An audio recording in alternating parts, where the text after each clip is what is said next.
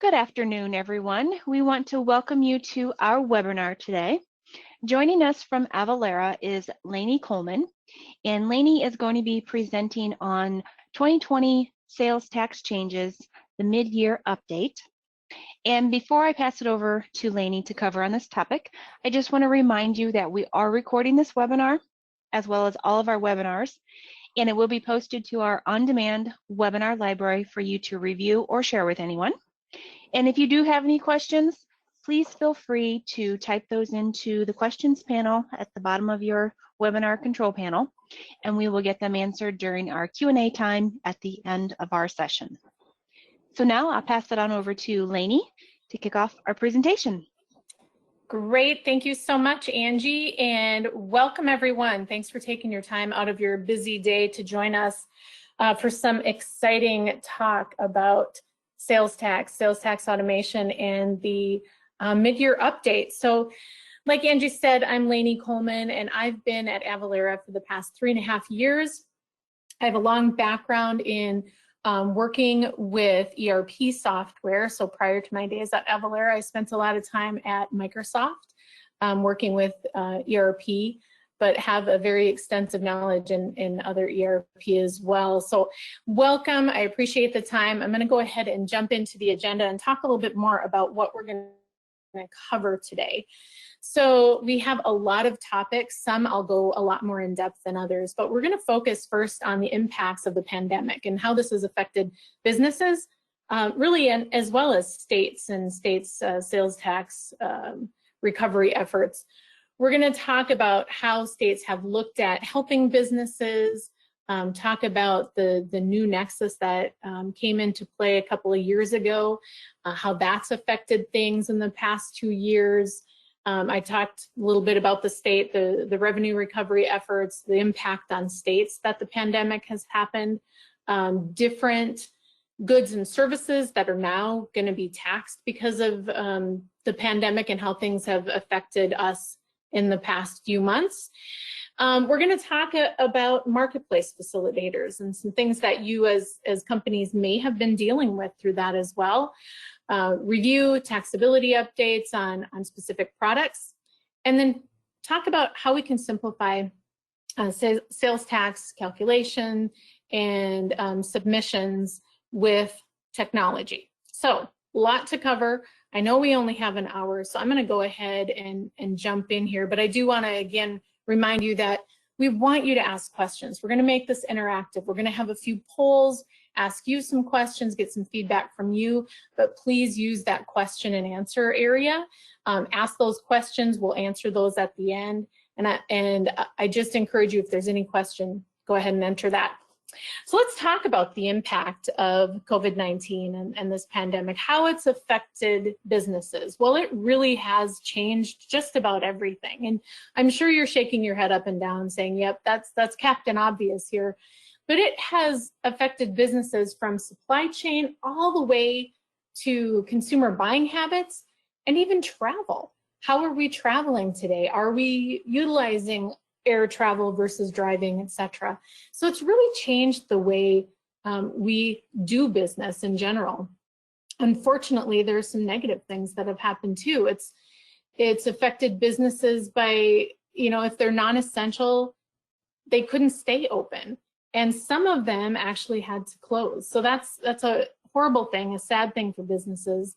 But then on the other side, some businesses, there were really, really good trends happening and accelerated their growth because of the e-commerce effects and the changes on offerings from maybe tangible goods to more services and digital services.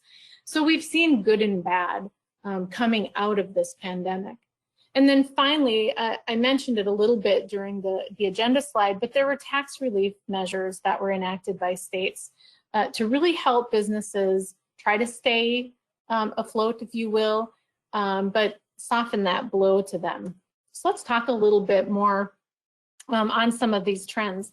So the crazy thing is, online sales increased dramatically. I mean, I was one of those consumers buying and buying and buying online because I couldn't go out shopping to stores. But 129% year-over-year growth. crazy good for companies who are actually ready and able to do the e-commerce. You also saw businesses prioritizing essential goods. So Amazon is one example, and I heard about this early on, that they really did a huge shift and said, you know, we're not going to be looking at filling our warehouses up with non-essential items. We're focusing on those essential items, selling it that way. And that was really early on in the pandemic. I think we're seeing some shifts going back to, if you could see me, I'm doing a quote, going back to normal a little bit. But there's still some items that are really tough to find. And then Avalara ourselves did some data analysis. And I think some of these things are quite obvious, but the very first bullet point really resonates with me, is that as an organization, if you were not ready with e-commerce capabilities, it was a huge hit to your organization. 74% decrease in transactions compared to those organizations who were able to either get their e-com strategy right away up and running, or they already had sales happening online. So big hard hit negative impact, but you know, those who were ready and able, it was a big positive for them.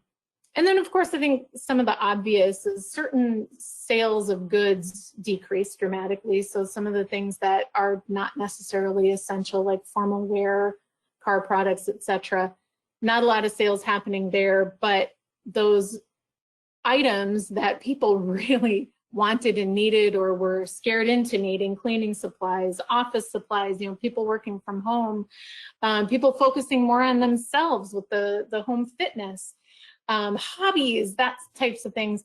Those are real positive and areas that sales really increase. So again, crazy trends happening. Things are constantly changing as we go along.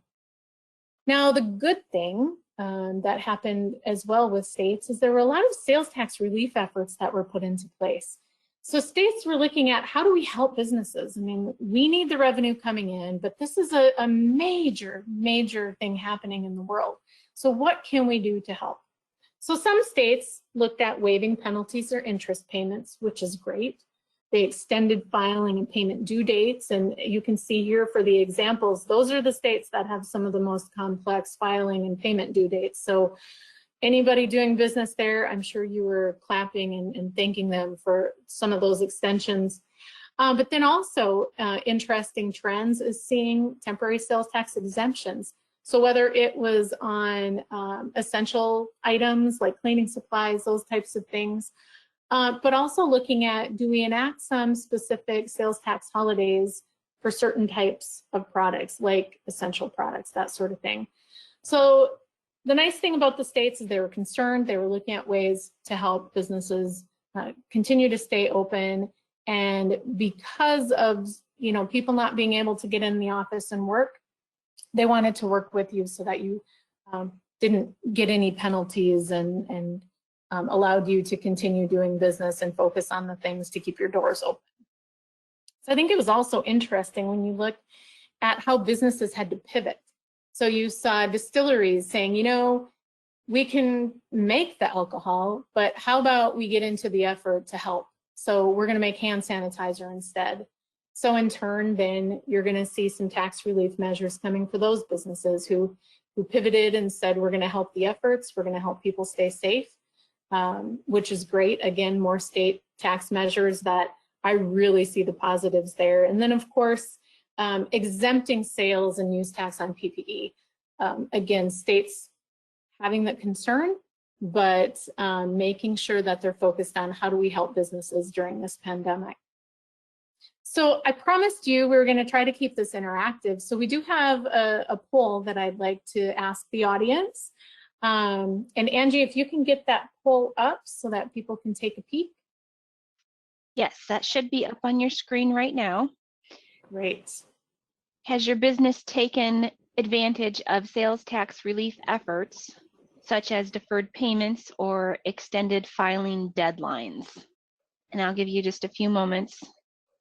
Majority of them have said no, not yet, but we plan to. Oh, good. Small Okay. percentage said yes. And then we had about 22% that said no, not planning to. Okay. So yeah, it's across the board, and I think it depends on the type of business you're in, right? So just to check, I want to make sure you can still see my slide. Angie, is everything good with the presentation? Yes. Okay, perfect. So moving forward, I think there's a lot of things that as organizations you have to consider for you know, what's been happening with COVID-19 and sales tax. I think all of us benefited from the federal income tax extension. I certainly liked that. But I think other things that you have to think about is with sales tax, that liability, it doesn't disappear. Most of the things were either deferred or extended or what have you, but the liability is still there. So the states are still going to want their money. So it's important to manage that and budget for that. Also, if your businesses did do that pivot and they looked at how do we manufacture new products, or did you sell into new locations? Did you get that online store that you hadn't had up and running? You got it going and things changed. So make sure that you're doing a few things. Make sure that you're checking where you're selling, the new locations you're selling into, check the product taxability rules, those economic thresholds, so that if you've created any liability for yourself, you're taking the appropriate measures for that. And then the biggest one is having remote employees. That can affect and can trigger some tax obligations. So make sure you're aware of where those employees reside and how it could potentially create liability or not. All right, so I've talked a lot about economic nexus and that remote selling. So I want to just cover this again for those of you who may not be as familiar with this, or were thinking, gosh, this wasn't something that I thought I had to think about until now. So what this is, back in June of 2018, the Supreme Court made a ruling in favor of South Dakota versus Wayfair. The court ruled saying, hey, we are going to say, South Dakota, you can collect sales tax on remote sellers, on out-of-state sellers, based on the level of economic activity within your state. And so this really hit that physical presence standard that was established back in '92 and Quill versus North Dakota, and then another ruling on National Bella Hess versus the state of Illinois, which really focused on more of that physical presence. Now with remote sellers, you can create liability based on the level of economic activity in the state. Within the past 2 years, 43 of the 45 states that have state sales tax laws adopted economic nexus. Now, the biggest complication of this is that the threshold varies by state. And I'm a very visual person. And so I wanted you to see what that looks like and just give you some examples on why this is so complex and why it's such a huge impact for you as an organization. As you can see here, these are all the 45 states, anything in blue. These are the ones who currently have economic nexus laws on the books. Now, the one thing to make note of is, do you see any commonality in any of these examples? And the question is no, they're all different. North Dakota, if you hit the threshold of $100,000 in taxable sales, that's created the economic nexus. It doesn't matter how many transactions. Whereas in Georgia, it's either $100,000 in sales or 200 or more retail sales transactions. Connecticut, it's an and statement. Kansas, you sell into my state, you collect and remit sales tax. So the question is, how do you manage that today? Do you have it automated? Do you have people in your finance team watching all of these laws? How do you know when you've hit these thresholds? Do you have a great way that will flag you and tell you you're coming upon this threshold? What do you want to do?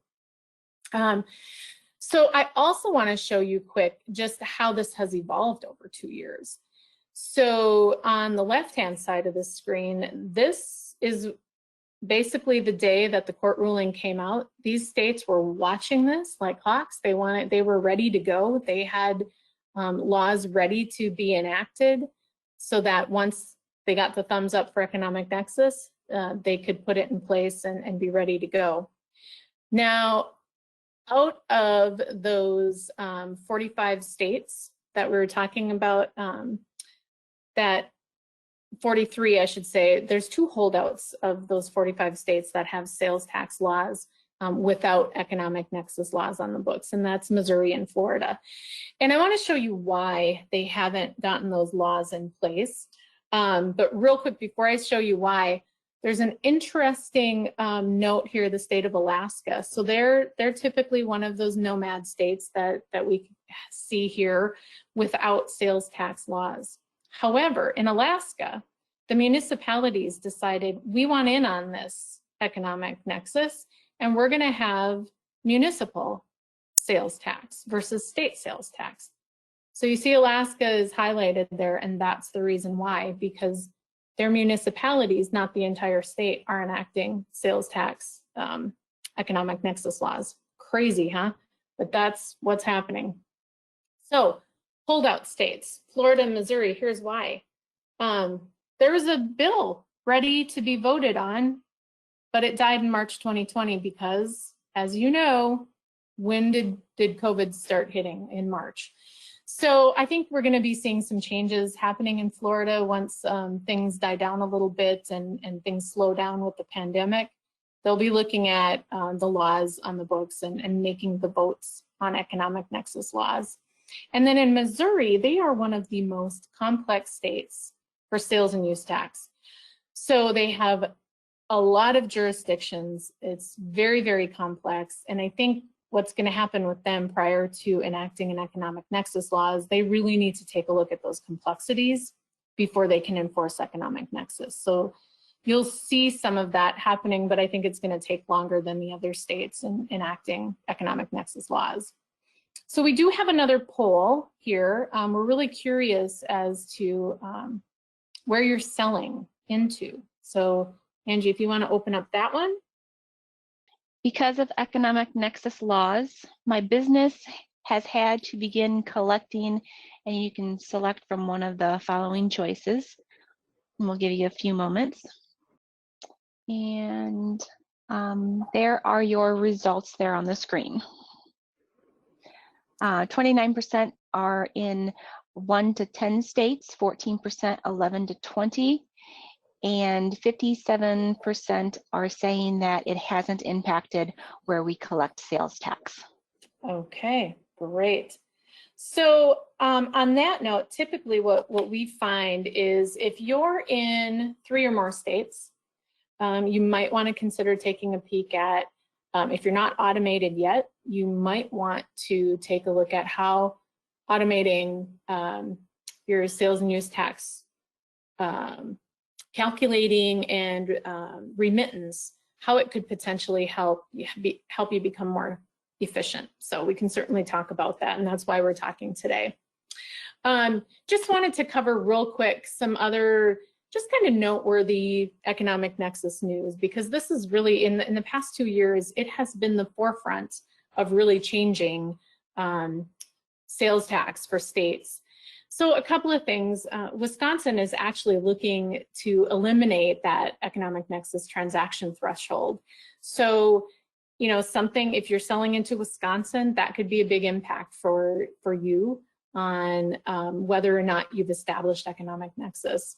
There's a few other noteworthy things here. I know you can read the slide, but I think it's interesting that there's a multi-state tax commission that is recommending maybe states should base their economic nexus thresholds on retail sales only. So eliminating that need for remote wholesalers to register in that state. Interesting to me.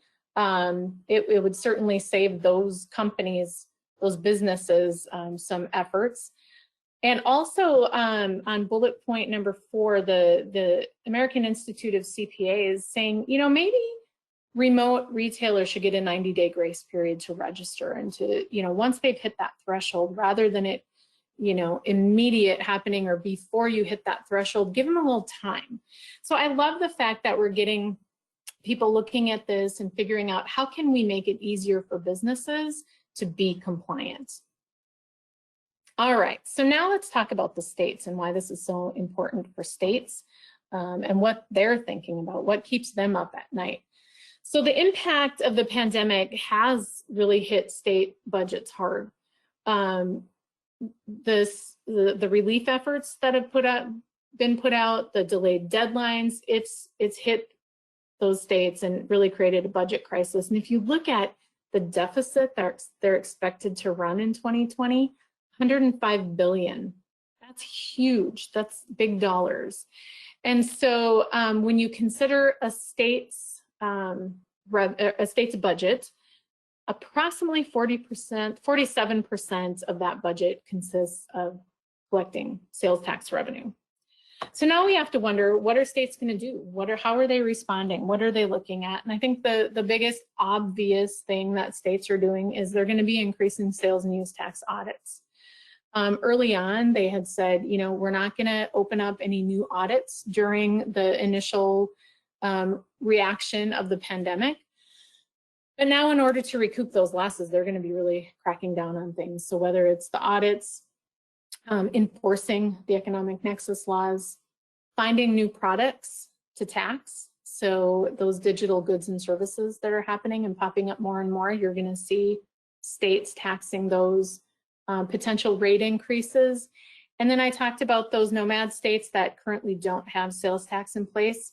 Some of them could be considering adding sales tax to the laws on their books. I think states are also going to be looking for those non-compliant vendors as well. So they'll be shopping online, making sure, is the sales tax calculation right? Looking for the marketplace sellers that may not be compliant. And then using intelligence to identify non-compliance. So we'll talk about that more as well. And then I think it's interesting, the very last major point here is real-time tax remittance for future. That could very well happen. And so maybe states will require this. We have, you know, some countries that are already enacting this. So states are going to be looking at that and figuring out how can we jump on that particular bandwagon. So one thing for you to consider with audits, that they're one of those, it's not a matter of if, it's a matter of when. I talked about states hadn't started new audits during the pandemic. They've really moved to remote audits. So then the question is, am I ready for a remote audit? How do I get the auditor the information they need? With you having people working remote, how easy is it to access the information you need for an auditor? I think something else that's important for you to think about is because of the revenue impacts of those payment deferrals and, you know, changing deadlines, all that sort of thing, states really are willing to say, hey, if we found some issues in our audit, we can negotiate payments. They want to get their money one way or the other. So if it's over time rather than right away, they will work with you. And so I think it's important to keep that in the back of your mind too. If there's something that comes up that isn't a positive thing for your audit, work with the states. They're going to be much more flexible now than they had been in the past. All right, so let's talk about taxation on digital goods and services. So I mentioned that states are trying to, you know, balance their budget, recoup some of the quote lost earnings that they didn't have or they're not having. So in the past, typically, they've really focused on tangible property to tax. But now with the shift in what's happening with remote, with online sales, that sort of thing, you're going to see digital goods and services that states are looking at that and saying, hey, here is where we're going to find our balance to the budget. So online events, virtual happy hours and wine tastings. I see this bullet point with virtual haircuts, and I always say I'm not on board with that, but you know, if that's the new thing coming, states are going to want their chunk of the pie on that. So I think it's important just to watch that. And then you see all of the video conferencing that's happening. I mean, we live and breathe that, right? Kids on it with school or kids talking to their friends, what have you. Many states may tax video conferencing and different services like that. So keep an eye on products that are potentially going to be taxed. And then finally, if you're a marketplace seller or you use one of them as your business, there's laws in place for marketplace sellers. So is this the new Wayfair? Is this the new Nexus, the marketplace facilitator laws? A lot of states have adopted marketplace facilitator laws. And this is really geared to collect and remit sales tax on behalf of those third-party sellers that are using Amazon, Etsy, eBay, etc. to sell their goods. This places, it actually reduces, I should say, the burden on sellers who only sell on marketplaces, but they have to comply with the non-collecting seller use tax reporting. They have certain things that they have to comply with. So it's important to note that, I mean, 41 states and Washington, D.C. have these laws on the books. So I think we have a poll number 3 here now as well. So due to COVID-19, has your business added some sales channels such as marketplaces? And as you're answering that poll, I'm just going to mention too that Avalara has an area on our site that talks a little bit more about state-by-state marketplace facilitator laws. You can go out to avalara.com and learn more about that. And we'll have some different links at the end of the presentation as well. And the results are 67% are saying no, but they're working to add new sales channels. Okay. And 33 have said no, we don't plan to add new sales channels. All right. So a majority of you listening in are probably looking at this, or maybe, you know, some of the other things that we've talked about, and it could definitely, as you're adding new sales channels, there are some implications, especially with sales tax compliance. So timely that definitely you joined here. So just want to give you a little bit more information about some things that have been happening in 2020 with marketplace sellers and marketplace facilitator laws. Few states jumped on board in the first half of 2020 adding these facilitator laws, and they're listed here, so make note if these are some areas that you're selling into or you're thinking about selling into. And then there's 4 states with general sales tax laws that currently don't have marketplace facilitator laws. And surprise, surprise, Florida and Missouri are on there. But Kansas and Mississippi have not yet enacted marketplace facilitator laws.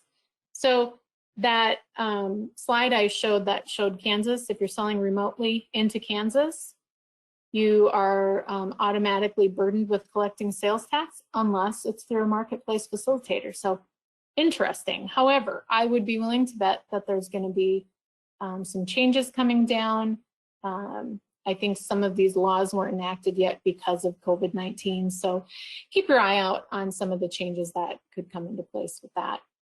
And then another thing that, you know, for food service delivery network companies, there's being some laws looked at for those types of organizations. So states want their piece of the pie. That's what it comes down to. And so they're looking at all of these new products, new services that are coming about, and looking at how can we tax those and get our piece of the pie there. So keep an eye out for that. And like I said, Avalara has a lot of information on our website that you can really stay up to date on and make sure that you're aware of those changes. All right, so I promised we'd talk a little bit about product taxability updates. So let's take a look at that. There have been a lot of changes in 2020 across the states on what is being taxed in the states as far as tangible products. And so in Maryland, the governor vetoed a bill that would tax retail sale and use of digital codes and digital products. So that is not happening in Maryland, but you're seeing it in other states. So you're also seeing other states looking at, do we reduce sales tax rates? Do we increase them? What happens? In Nebraska, they're actually one of the states who do tax digital products and services. And so they were looking at how do we make it more friendly.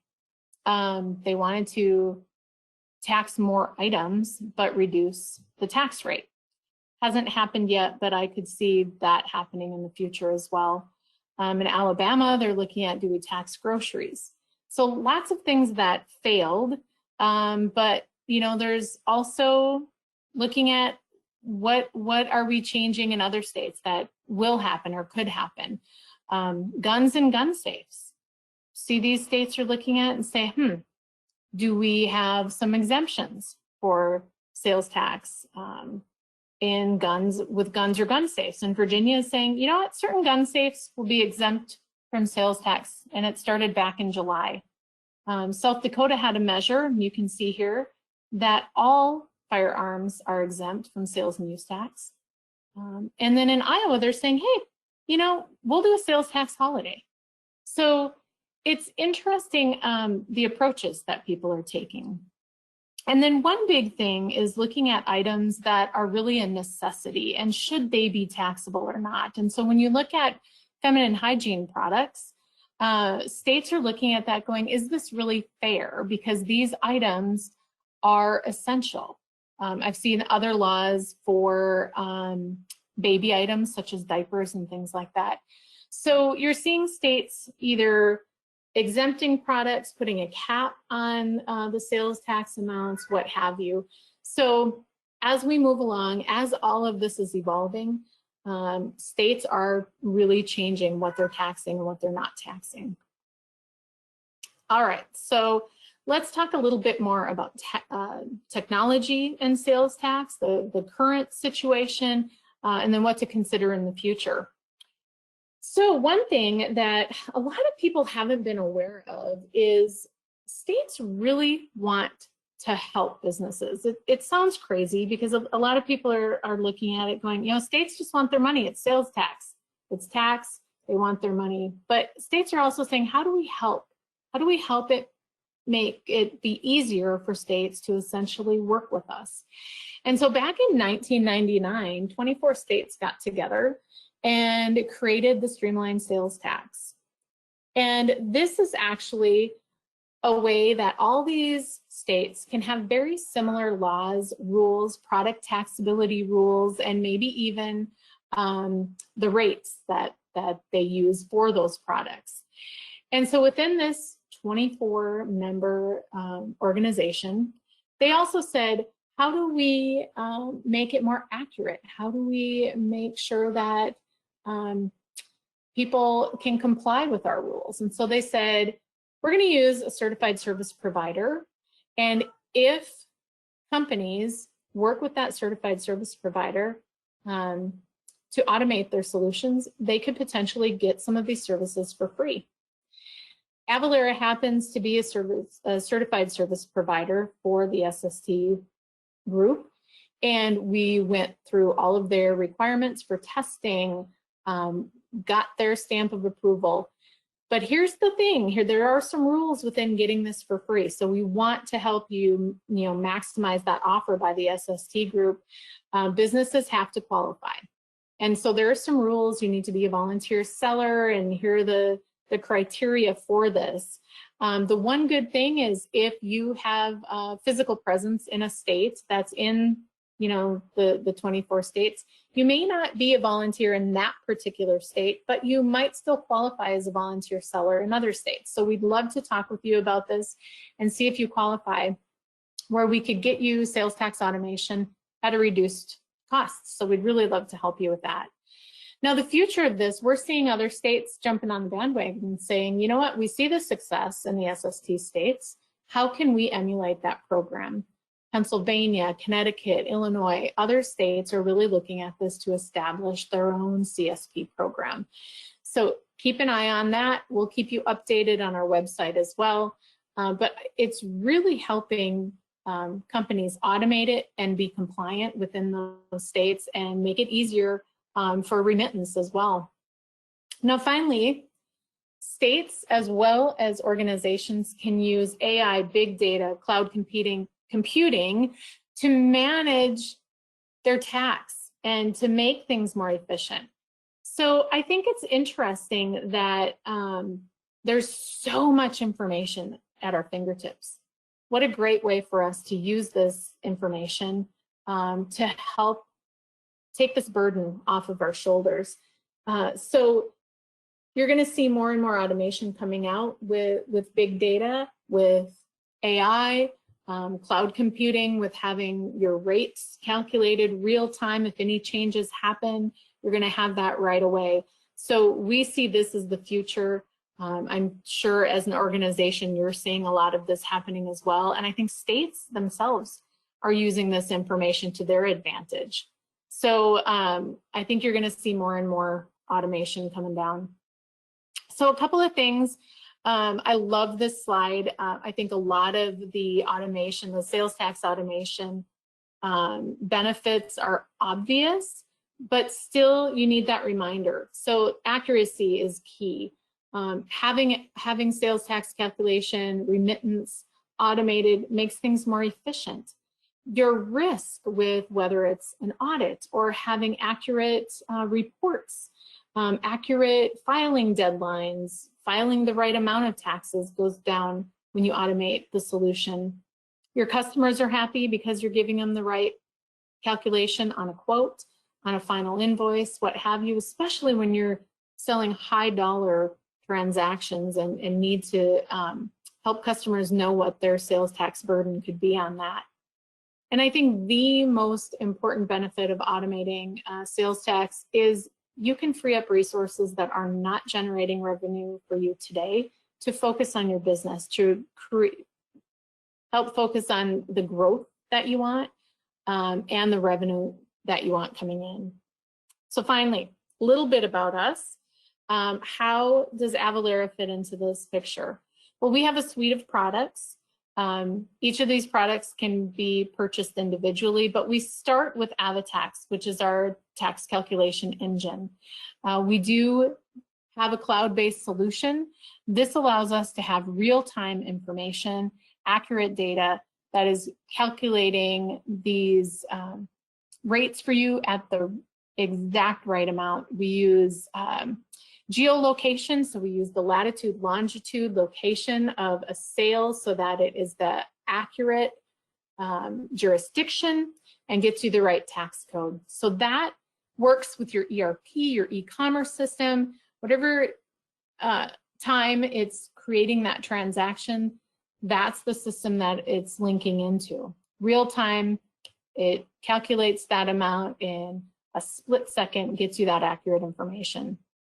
Now, if you're a business that works a lot with exempt customers, we also have a product called Cert Capture, and that manages your exemption certificates. The great thing about this is it also works directly with AvaTax. And so if you have exempt businesses, at the same time it's calculating that tax, it's going to talk to Cert Capture and it's going to say, hey, any of these organizations I'm selling on this invoice, tax exempt, it'll know not to tax that. Now, the other thing is making sure that your exemptions are filled out properly, they're not expired, etc. So Cert Capture manages all of that for you. And if something is expired, it's going to notify your customer that they need to update the certificate. Super easy email with a click and they can update that information immediately. Now, finally, getting the states the money that they want to get from you. Our returns management service allows you to print out a report. You approve the report. It can do all of the returns for the states. We manage all of the filing deadlines so that it's accurate and you're remitting the right amount directly to the state and they're happy. With that, I am going to go ahead. I think I may have missed a poll in there. So we may have another question for all of you, Angie. I think I may have gone right past it. And I honestly don't remember what the question is. How likely is your company to pursue sales tax automation within the next year? Perfect. So this is the right time for that question.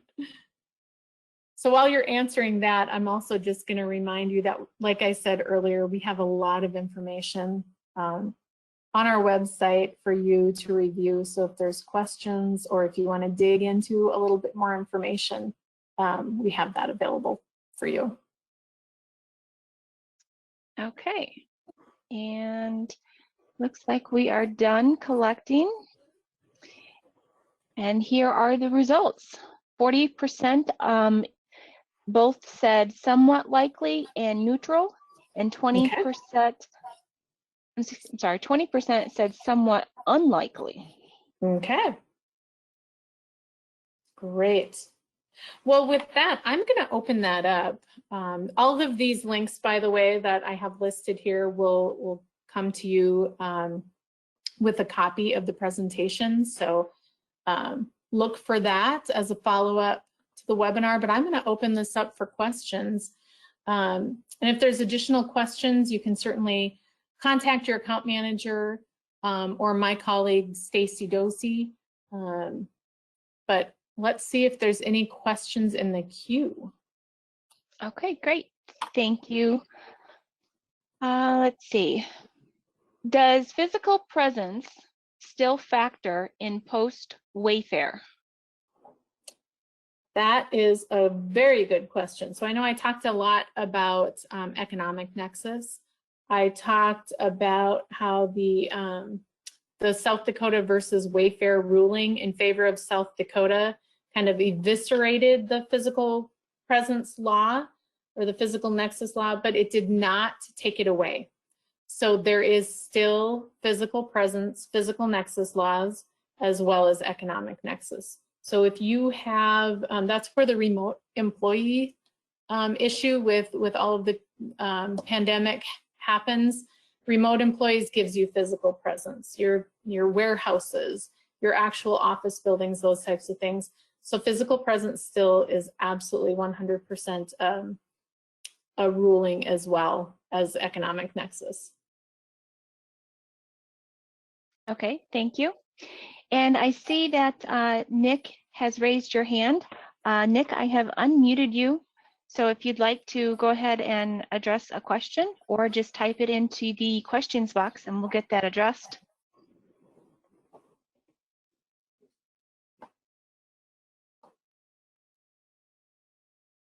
Okay, well, we will go on to the next question. All right. What would you recommend if my company exceeds most of the state's economic nexus thresholds, but has not generated anywhere yet? They just registered in our home state. Okay. Do we need to worry about historical liability? Okay. That is a really good question. So a couple of things with that. If you don't have a state and local tax attorney, or potentially one in each state, I would encourage you to do a nexus study or a nexus review. If you have a CPA you can work with that's familiar with state and local tax in all of the states that you're doing business in, certainly work with them. We have a free tool online that could kind of give you some ideas of where the risk factors are. It kind of sounds like you may already know that, but I want to throw that out there if some people are going, I might be questioning if I've exceeded those thresholds or not, or if I'm coming close. So we have a tool online. It's free of charge. It'll just give you some feedback on where you may have some risk. The other question is about, should I be worried about registering? I'm not registered yet. So the thing is, it is important if you've achieved those thresholds in those states, and you either are thinking you do or you already have. It is important to make sure that you do get registered in the states that you've hit the thresholds for. If you're not exactly sure how to do that, or if you're looking at that and saying, gosh, that's a lot of work, I'm not sure I can get all that done, Avalara can certainly help you with that. We have Avalara licensing group that can walk you through all of that and help get you whole on the state registering. The other thing I would think about, you do have to be concerned or aware that historical sales can come into play when it comes to economic nexus. And so with that same Avalara licensing group, they can help you with a voluntary disclosure to the states, basically raising your hand, telling them, hey, here's the deal. We believe we've hit some of this. We believe it happened, potentially in the past, weren't registered. So, now what can we do? And I think I mentioned earlier that states are more than willing to work with you and negotiate with you, especially now. We all know that they're running a budget deficit, and so they need those dollars coming in. And so now's a really good time, if this is the case, to do that voluntary disclosure. So I think I hit all of the points. I think the other thing is, if I didn't hit anything, or if there's more follow-up questions, we can discuss now, or we can talk a little bit more with our sales execs to really look at what the issues are, work with your CPA on that type of thing to help you out. Okay, great. Thank you, Lainey. I believe those are all the questions that we have for you today. All right. Well, I would just say, if there's more, like I said, Stacy is my teammate.